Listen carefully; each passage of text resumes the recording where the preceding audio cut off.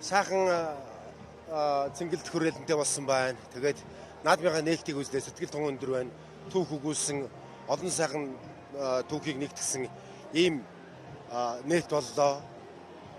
Тэгээд нутагт ирсэн удаан ирээгүй байна. Сэтгэл хөдлөөд наадмын мэндийг одоо нийт говалтайчуудаа хүргье. Ингээ хамт ташруулын аймаг үүсгэн байгуулагчны 100 жилийн энэ сайхан баярдаа бүгдээрээ дэлгэр сайханд энэ житол наадаарай гэж хэлсэн яриа. Нутагтаа ирээг нэлээ удажлаа гэж хамгийн сүүлд хизээ нутагтаа ирсэн бол мөн та за нутагтаа өнгөрүүлсэн хамгийн дурсамжтай тийм сэтгэлд үлдсэн наадмаасаа.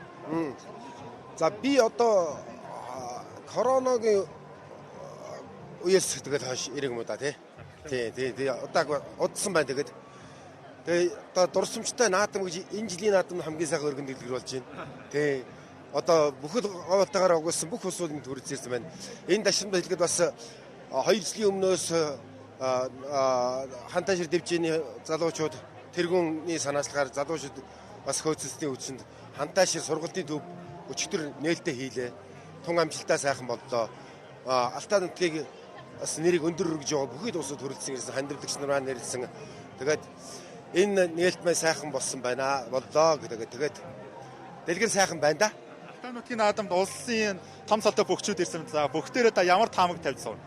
Би одоо энэ тэнд гэж таамаг тавиад яах вэ? Ямар ч байсан дөрвөн их авраг маань хөрөлдсөн ирсэн байна. Энэ наадам өргөн дэлгэр болсон тодорхой боллоо тий.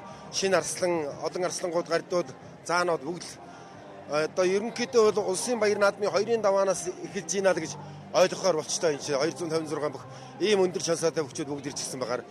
Хамгийн гол нь нутгаас барилдж байгаа сайхан залуучууд маань энэ том наадамд өөрсдийнхөө бас барих хүч, ур ухааныг бүгдийг шавхаж байгаа цол ахиулаасаа гэдэг ийм л том бодолтой байна.